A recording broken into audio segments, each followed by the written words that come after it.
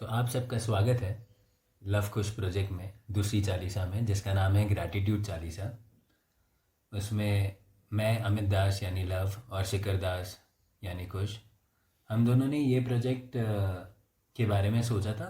हम जब बीर में बैठे थे, भजन कर रहे थे साथ में, और तब उसमें हमने जैसे कृष्णा दास को हम काफ़ी सुनते रहते थे भजन करने के टाइम पे। तो सबसे पहले तो ग्रैटिट्यूड कृष्णा दास जी को है, जिनको हम सुनते रहते हैं और जो इतना मधुर भजन गाते हैं। उनको फर्स्ट टाइम मैंने सुना था जब मेरी फर्स्ट सोलो ट्रिप थी, अ, और तब से बस सुनते ही आ रहे हैं। तो ये फर्स्ट सोलो ट्रिप आपकी लव भैया कहाँ पे थी, क्या था, थोड़ा बताइए। तो खुश भैया ऐसा हो गया था कि हम अमृतसर में थे गोल्डन टेम्पल में, और वहाँ से हमको गुरुद्वारे में बहुत शांति मिली थी। ओ, और फिर हम दूसरा गुरुद्वारा देख रहे थे तो मणिकरण साहिब का गुरुद्वारा आ गया था। तो वैसे ही हम मणिकरण साहिब पहुंच गए थे, और फिर वहाँ पे मतलब रूम और ये लेके हम पहुंच गए थे कसोल। ठीक है, और कसोल में हमें दो व्यक्ति और मिल गए थे जो हमें मलाना लेके चले गए थे।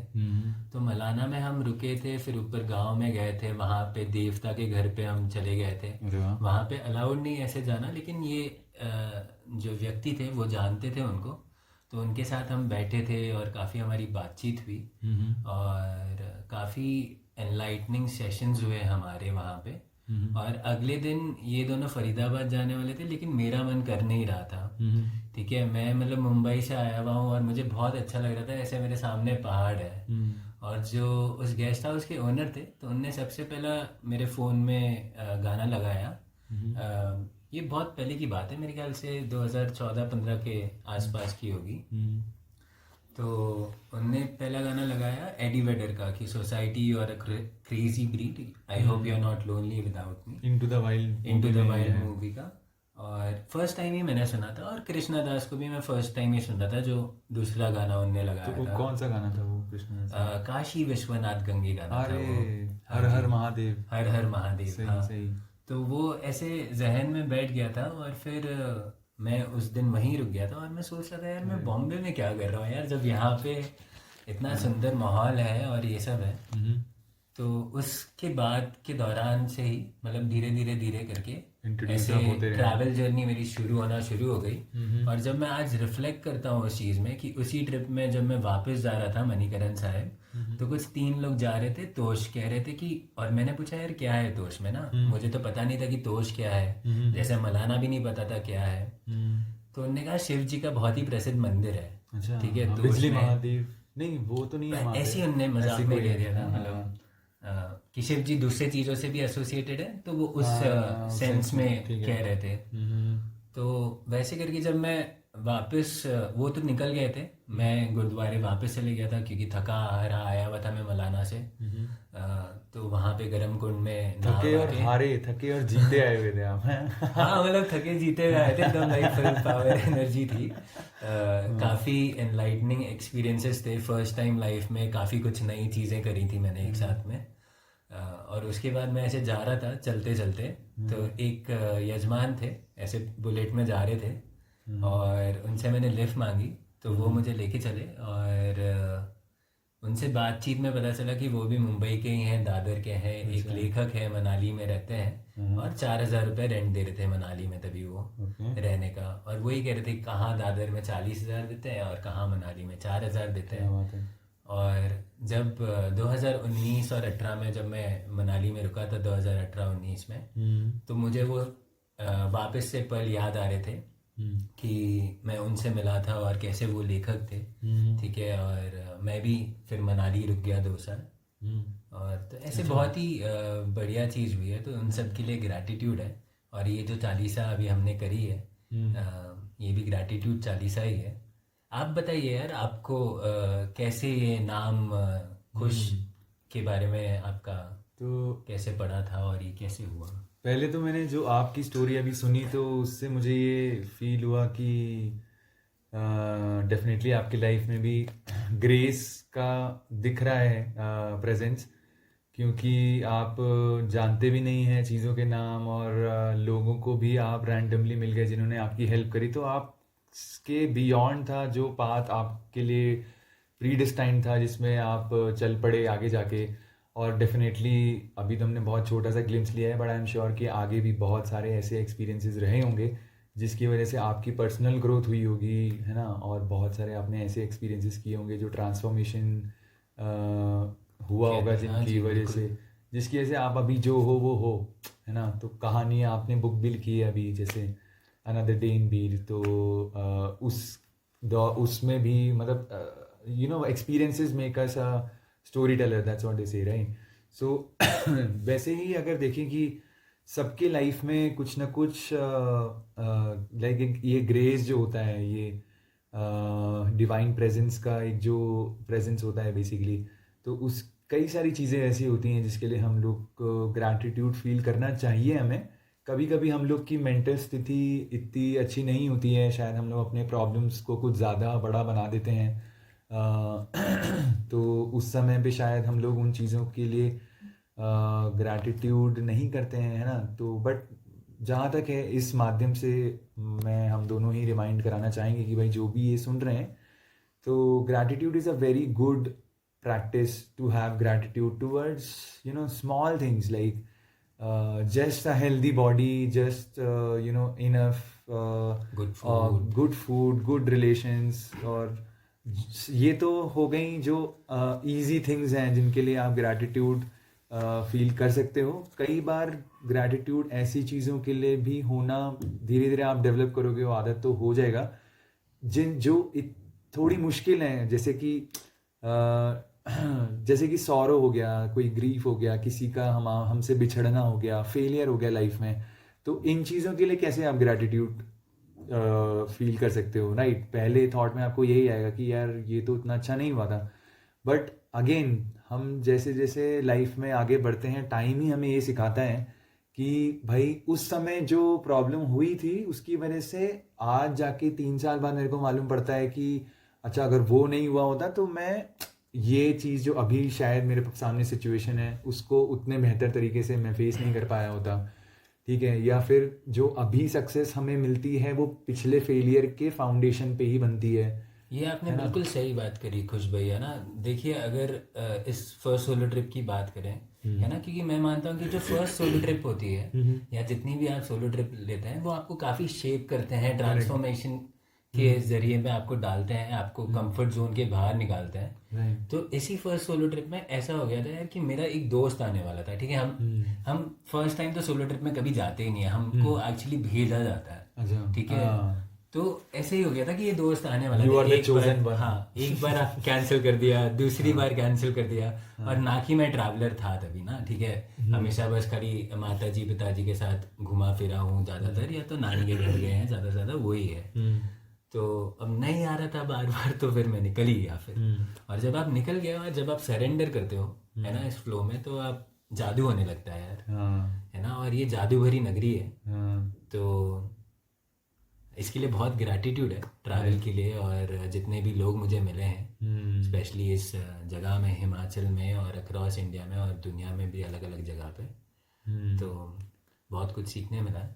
तो ये ग्रैटिट्यूड चालीसा उन सभी को डेडिकेटेड है, ट्रैवल को डेडिकेटेड है, और हम दोनों को डेडिकेटेड है, आपको डेडिकेटेड है, और आपको भी हाँ जी, डेडिकेटेड थैंक यू जी। कि मैंने तो कभी सोचा भी नहीं था कि ऐसा कुछ भी मैं मतलब करूँगा ज़िंदगी में, ठीक है। तो ये मेरे लिए भी काफ़ी नया है, और मज़ा भी आ रहा है इससे करने में। वो तो काफी आ रहा है। हाँ, और जैसे ही हनुमान चालीसा पढ़ रहे हैं, ठीक है, और हर एक शब्द जब पढ़ रहे हैं, और वो जो अलग ही ट्रांस में लेके जाता है जब पढ़ते हैं। मैं आपको भी देखता हूँ जब आप गाते हैं, और मैं भी जब डिजिटली बजाता रहता हूँ तब अलग ही खो जाते हैं बहुत। जैसे किसी हाइक पे आप करके एकदम मंजिल की टॉप पे पहुँच गए हो, और आप उसके लिए नहीं चढ़े हो ताकि दुनिया आपको देख सके, आप इसके लिए चढ़े हो कि भाई आप दुनिया को देख सको। क्या बात है, वेरी वेल सेड। तो हाँ, इसी ग्रैटिट्यूड के सिलसिले में, और जैसे आपने पूछा भी ये कुश का कंसेप्ट और लव का कंसेप्ट कैसे आया, तो पहले तो मैं ग्रैटिट्यूड कृष्णा दास तक हम पहुँचे थे, जिनके म्यूज़िक से हम काफ़ी दोनों इंस्पायर्ड रहे हैं। मेरा तो कोई भजन का या रिलीजियस ऐसा कुछ पूजा पाठ का कोई बैकग्राउंड था नहीं कभी, बट पिछले साल जब मैं नीम करोली बाबा जी से मेरा हुआ आमना सामना इन नैनीताल और उसके बाद में कैंची धाम में, तो धीरे धीरे करके हमें पता लगा कि भाई रामदास और कृष्णदास करके उनके दो परम भक्त हैं, जिन्होंने अपने अपने फील्ड्स में काफ़ी कंट्रीब्यूशन करा है। और उसमें से Krishnadas happen to be a musician जो भजन में काफ़ी पीक तक पहुँचे हैं। भजन को उन्होंने एक इंटरनेशनल म्यूज़िक जॉनर के लेवल पे मैं सोचता हूँ कि पहुँचाया है। तो उनके जो हमारे इंस्पिरेशन कृष्णदास हैं, तो उनके लिए ग्रैटिट्यूड। और भाई उनके इंस्पिरेशन ऑब्वियसली नीम करोली बाबा जी थे, हमारे भी नीम करोली बाबा जी हैं। और कहीं ना कहीं मुझे लगता है कि वही हमें रास्ता दिखाते हैं, वही हमारे दिमाग में ऐसे आइडियाज़ डालते हैं कि भाई जो ऐसा काम है जिससे हमें तो अभी क्या ही मिल रहा है, बट शायद ये काम इसलिए करा रहे हैं कि किसी को ज़रूरत हो, कोई अपने लो में हो और वो ये सुने तो उसको बेटर हो जाए, उसका पर्सपेक्टिव क्लियर हो जाए। तो शायद इसलिए नीम करोली बाबा जी ने हमें ये थॉट दिया होगा ये प्रोजेक्ट शुरू करने के लिए। और नीम करोली बाबा जी को बोला गया है कि नीम करोली जब बाबा जी हनुमान जी के फैन भी थे, डिवोटी भी थे और साक्षात हनुमान जी इन फॉर्म थे, तो हनुमान जी को भी ग्रैटिट्यूड। अब किस्सा है यहाँ पे बहुत ही मेरे दिल के बहुत ही करीब है, और उसको मैं अभी तक पूरी तरह से समझ नहीं पाया हूँ कि वो हुआ क्या था। बट हाँ, बहुत ज़्यादा ना सोचते हुए जो जैसा मुझे फील हुआ मैं एज इट इज़ ऑनेस्टली रख देता हूँ यहाँ पे। तो हुआ ये था कि दोपहर का टाइम था और मैं और अमित दास जी हम लोग बहुत ही टाइम से लगातार, मतलब बहुत टाइम से कहने का मतलब है कि कम से कम 10 से 15 दिन तो हो गए थे कि हम लोग रेगुलरली चैंट और भजन साथ में कर ही रहे थे। साथ में हम रह भी रहे थे, यहीं बीर की बात है, we use to share the accommodation that where we use to live. तो वहाँ पे हमारा उठते के साथ ही भजन चालू हो जाता था, चैंटिंग चालू हो जाती थी और ये सब चीज़ें, इंटरेस्ट आ रहा था इन सब चीज़ों में। अब हुआ ये कि दोपहर के टाइम पे शायद अमित दास जी, अमित बाबा किचन में थे, कहीं थे अपने रूम में कुछ कर रहे थे, थोड़ा सा ब्रेक लेके वो गए होंगे। तब तक मुझे फील आया कि मैंने एक स्केच बनाया था नीम करोली बाबा जी का, और वो रखा था मैंने एक छोटी सी साइड टेबल के ऊपर में। तो मुझे एकदम से फील हुआ है कि चलो मैं शायद अपने रेगुलर जो मेरा रूटीन जो मैंने सोचा हुआ था योगाभ्यास का कि भाई आसन करेंगे, उसके बाद 45 मिनट 1 घंटा आसन में जाना चाहिए, 45 मिनट 1 घंटा मेडिटेशन में जाना चाहिए। मेडिटेशन का भी एक पर्टिकुलर तरीके से बैठ के करना है, उसमें भजन इंक्लूडेड नहीं है, मतलब वो सिर्फ बैठने वाला विपस्सना स्टाइल का है। ये सब जो सोचा हुआ प्रतिज्ञाएं जो हम ले लेते हैं, तो वो कहीं ना कहीं चीज़ों की भाग दौड़ में इनकम्प्लीट सी रह रही थी। और मुझे थोड़ा सा गिल्ट आ रहा था, रिग्रेट आ रहा था, जो कि आता ही है मुझे हमेशा, कि यार ये चीज़ें नहीं हो पा रही हैं, मैं अपने रोज़मर्रा में ये टाइम ही निकाल पा रहा हूँ इसके लिए सेपरेटली। तो मैंने सोचा चलो अभी मेरे पास टाइम है, तो ये नीम करोली बाबा जी की स्केच रखी हुई है। और फॉर द फर्स्ट टाइम मैंने किसी भी प्रतिमा को, किसी भी फॉर्म या आइडल को मैंने कभी वर्शिप ऐसे किया नहीं है। उस दिन मैंने दोपहर में पहली बार ऐसी एक प्रतिमा जो मैंने खुद ही बनाई थी नीम करोली बाबा जी की, उनके सामने में बैठ के मेडिटेशन के पॉइंट ऑफ व्यू से आंखें बंद करके मैं बैठ गया। और हुआ ये कि विद इन 10 से 15 मिनट के अंदर मैं एक बहुत ही डीप स्टेट में चला गया, जिसमें मेरे आंसू बहने लग गए और I found my self very very close to Neem Karoli Baba ji. And then what happened was that मुझे हनुमान जी की एनर्जी बहुत ही स्ट्रांगली फील हुई। उन दिनों में हम बहुत ही न्यू था हमारे लिए हनुमान चालीसा का जाप या पाठ करना, तो समझ लीजिए आप कि बिल्कुल ही लाइफ में नहीं किया। और 7 दिन या 5 दिन पहले हम हनुमान चालीसा के शब्दों से इंट्रोड्यूस हुए हैं, उसके मतलब से इंट्रोड्यूस हुए हैं और बस मन से गा रहे हैं पूरे। तो 5वें दिन के अंदर अंदर मुझे जो फील हुआ, जैसे मैंने बोला ऑनेस्टली मैं बताऊंगा, मुझे ऐसा लगा कि हनुमान जी साक्षात मुझे दर्शन दिए। अब मेरी आंखें थी बंद, मुझे ऐसा फील हुआ कि रूम में हनुमान जी आ चुके हैं। तो मैंने कहा कि भाई, मैंने सोचा मन ही मन कि यार मुझे तो 100% लग रहा है कि हनुमान जी बाहर हैं, तो इनको आंखें खोल के देख लिया जाए। बट मैंने आंखें आधी ही खोली थी, आधी आंखों में मेरे आंसू टाइप के भरे हुए थे, क्योंकि वो मैं डीप स्टेट में जा चुका था और आंसू अपने आप ही बह रहे थे। तो मुझे मेरी आंखें पूरी खुली भी नहीं और आंसू भी थे, तो ऐसा फील हुआ कि धुंधला धुंधला सा दिखाई दिया। और मुझे ये दिखाई दिया कि बहुत ज़्यादा बाहर लाइट है। अगर मैंने अपनी आंखें पूरी तरह से खोल ली, आंखों से आंसू पोंछ के मैंने साफ साफ देख लिया, तो शायद मैं अंधा तक हो सकता हूँ, इतनी लाइट। और उसी समय मेरे को हनुमान चालीसा का एक वर्स भी याद आया कि आपन तेज समारो आपे ही, मतलब आपकी जो प्रकाश है, आपका जो तेज है, वो आप ही संभाल सकते हो।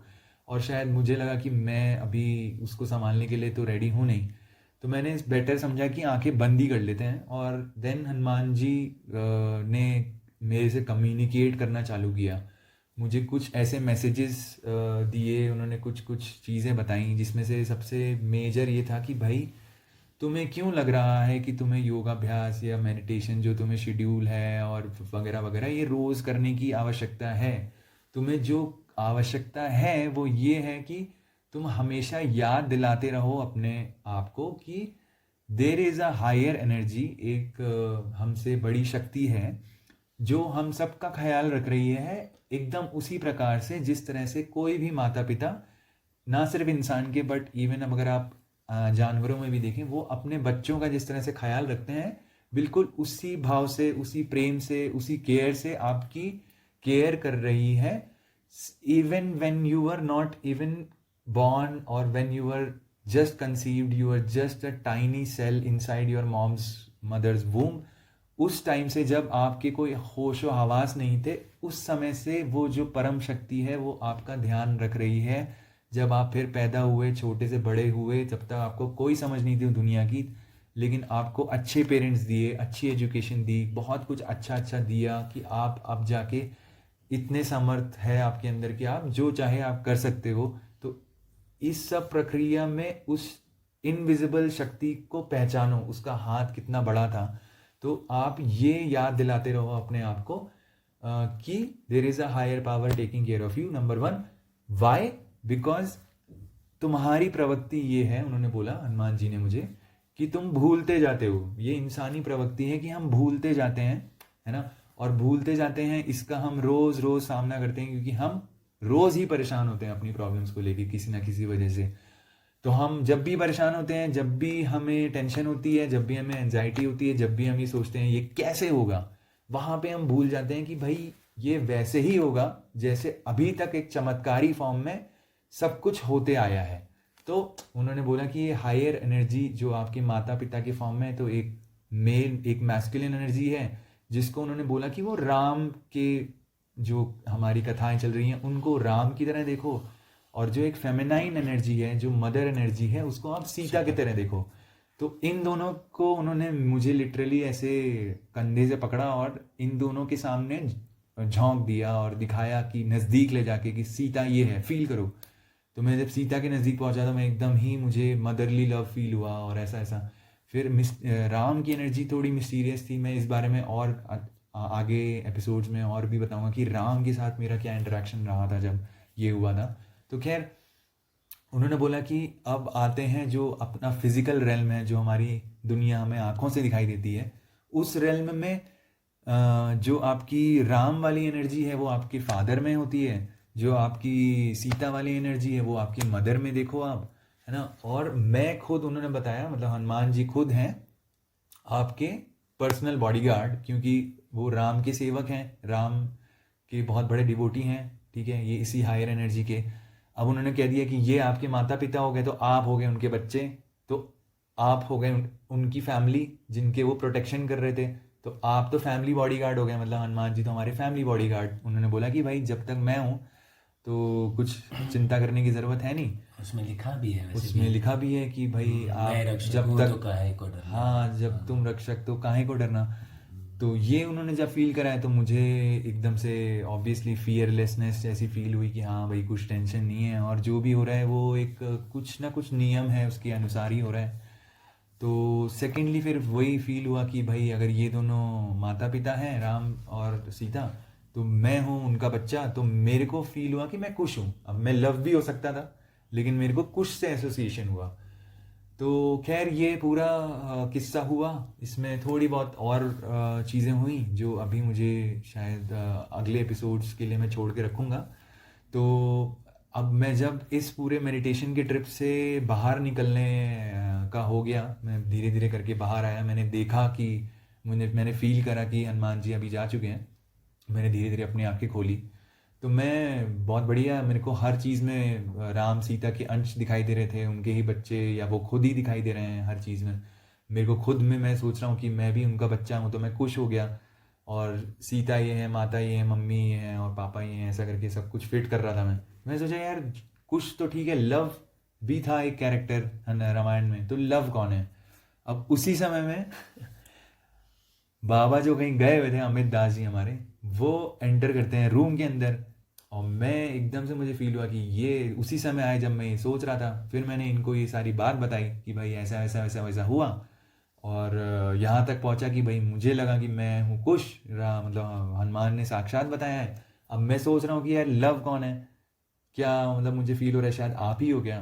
तो अब लव भैया जो हमारे अमित दास जी हैं, इन्होंने बोला कि भाई इन्होंने कोई इंस्टाग्राम का अकाउंट बनाया था थोड़े ही दिन पहले, जिसका नाम इन्होंने लव रखा था, नॉट LOVE वाला बट LAV वाला। तो मतलब ये उन्होंने बस मेंशन करा। अब देखो मैं तो भाई ऐसा बंदा हूँ जो बहुत ही जल्दी ऐसे सिग्नल्स को, साइंस को सच मान के, मतलब अपनी कहानी से जोड़ के, मैं भी यही सोच रहा हूँ, ये भी सोच रहा था, मैं इसको एक कॉन्सिडेंस नहीं लेके उसको सोचता हूँ कि हाँ ऐसा ही होना था और यही है जो भी था। तो मेरे को बहुत मीनिंगफुल लगती हैं ऐसी चीज़ें। तो मुझे एकदम से हिट हो गया कि मुझे फील भी हो रहा था, और मैं कुश के बारे में, अपने बारे में सोच ही रहा था, और लव कौन है ये ढूंढ ही रहा था। इनको मैंने मेंशन करा, फील भी मेरे को आई, उन्होंने बता भी दिया कि भाई ऐसा ही अकाउंट बनाया। तो यहाँ से उत्पत्ति हुई कि लव और कुश की। अब ये हम ही दोनों क्यों हैं, ऐसा क्या है कि हम जुड़े उस समय पे, उस मोमेंट पे, और उससे पहले जो हम लोग साथ में रह रहे थे, और अब जो हम लोग एक प्रोजेक्ट को लेके चल रहे हैं जिसमें हम हनुमान चालीसा 100 बार पाठ कर रहे हैं। तो ऐसा क्यों है कि हम ही हैं। अब ये शायद कोई पहले का हमारा कोई कनेक्शन होगा, वही पास्ट लाइफ का, जिसको हम अभी फ़िलहाल तो शायद उतना डिकोड नहीं कर सकते हैं, but definitely this connection became very very meaningful when while reading the Hanuman Chalisa and its meaning we found out that उसी में लिखा हुआ है कि 100 बार अगर कोई हनुमान चालीसा पढ़ता है तो उसके जो भी बंधन हैं, अटैचमेंट्स हैं, वो टूटते हैं और महासुख की प्राप्ति होती है।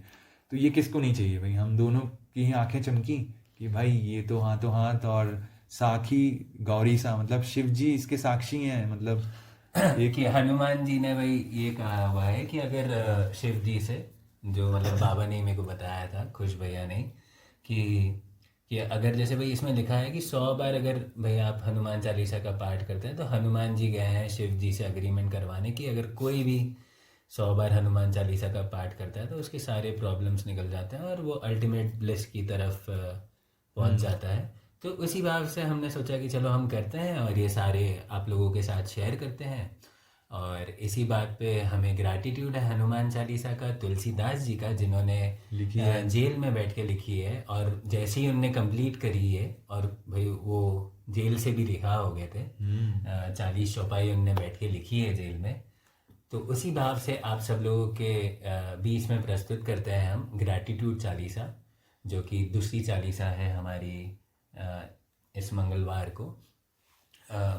तो आप सभी का ग्रैटिट्यूड सुनने के लिए, राम जी, सीता जी का, हमारे हायर पावर्स का ग्रैटिट्यूड, जो हमारे माध्यम से हनुमान चालीसा बुलवाना चाह रहे हैं और हमें भी मौका दे रहे हैं कि हम बोल सकें और आप सभी के सामने प्रस्तुत कर सकें। आई एम श्योर लाइक सब करते हैं हनुमान चालीसा का पाठ। और हाँ, बट इसमें स्पेशल बात मेरे लिए पर्सनली ये है कि एज अ म्यूजिशियन मुझे एक मौका मिल रहा है कि मुझे लगता था हमेशा से कि मैं मेलोडीज़, मैं ट्रेन म्यूजिशियन नहीं हूँ, बट मुझे ऐसा लगता था कि हाँ मैं मेलोडीज़ बना सकता हूँ, मेरे अंदर ही है मेलोडीज़, और मैं बनाता भी रहा हूँ। मतलब 8-10 गाने मैंने खुद कंपोज करके लिखे भी हैं, जो कि मैंने कहीं डाले नहीं अभी तक। बट हनुमान चालीसा जब हमने सोचा कि करेंगे, गाएंगे, तो ये बहुत ही फीलिंग आ गई तुरंत ही, इजी फीलिंग कि भाई सारी चालीसा नए फॉर्मेट में होनी चाहिए जो अभी तक किसी ने नहीं सुनी है। तो हमारी आगे आने वाली चालीसा जितनी भी हैं वो सारी की सारी ओरिजिनल मेलोडीज़ हैं, है ना, जो हम लोगों ने क्रिएट करी हैं। और इसके लिंक्स यूट्यूब के और स्पॉटिफाई के आपको हमारे इंस्टाग्राम के हैंडल पे मिल जाएंगे। द लव कुश प्रोजेक्ट आप सर्च करके चैनल को यूट्यूब पे सब्सक्राइब भी कर सकते हैं। अभी हाल फिलहाल के लिए स्पॉटिफाई फॉर पॉडकास्टर्स करके एक वेबसाइट है या एप्लीकेशन है जिस पे हम अपलोड कर रहे हैं, जिस पे लिखा हुआ था ये कि वो स्पॉटिफाई पे भी आएगा। तो but I think there is some kind of scrutiny और some process which is going on before it is available for the normal Spotify app that we all use.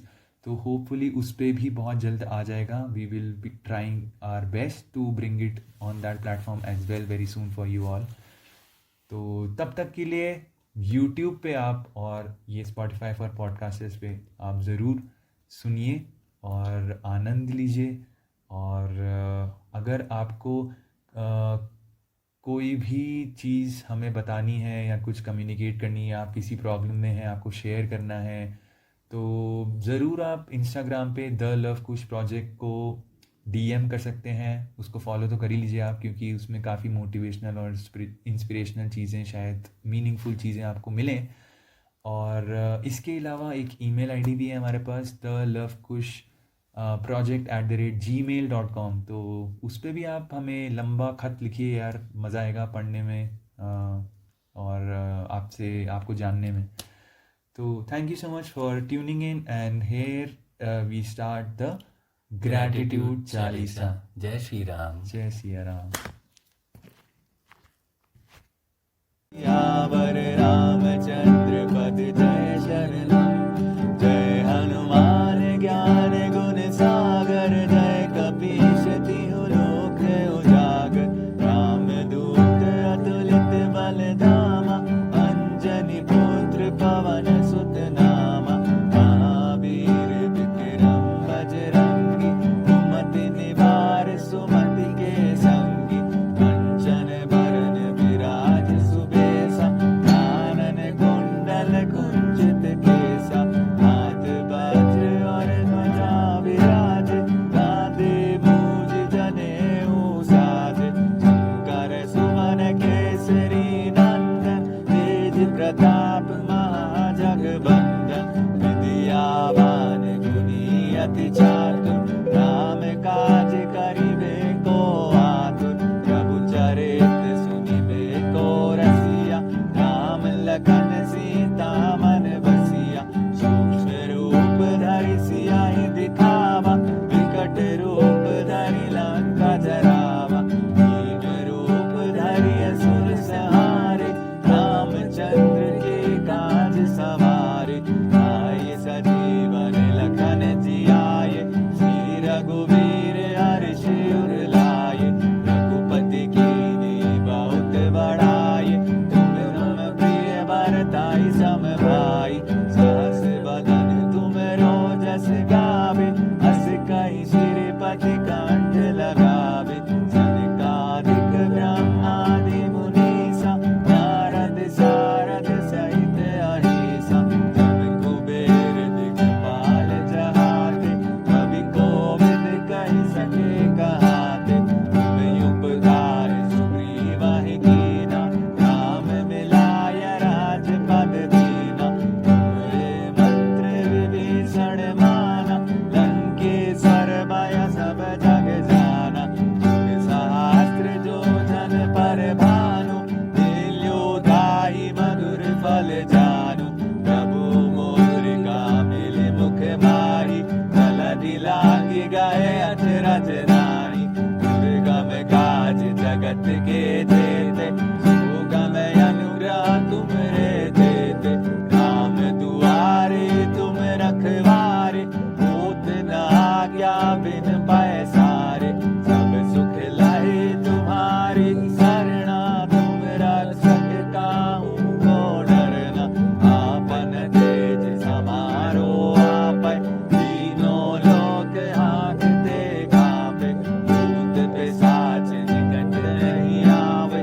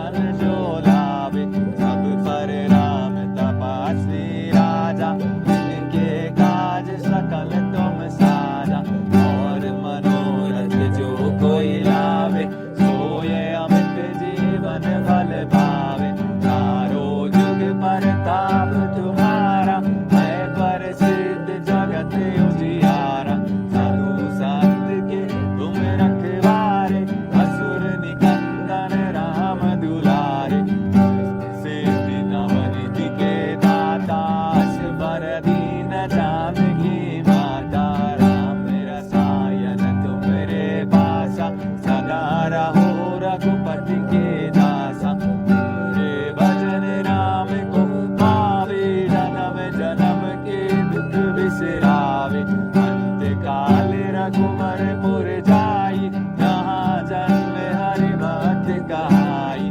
और देवता चित न धरई, हनुमत से सर्व सुख करई। संकट कटे मिटे सब पीरा, तो सुमिरे हनुमत बलबीरा। जय जय जय हनुमान गोसाई, कृपा करहु गुरुदेव की नाई।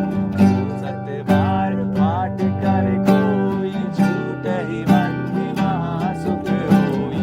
जो यह पढ़े हनुमान चालीसा, होय सिद्धि साखी गौरीसा।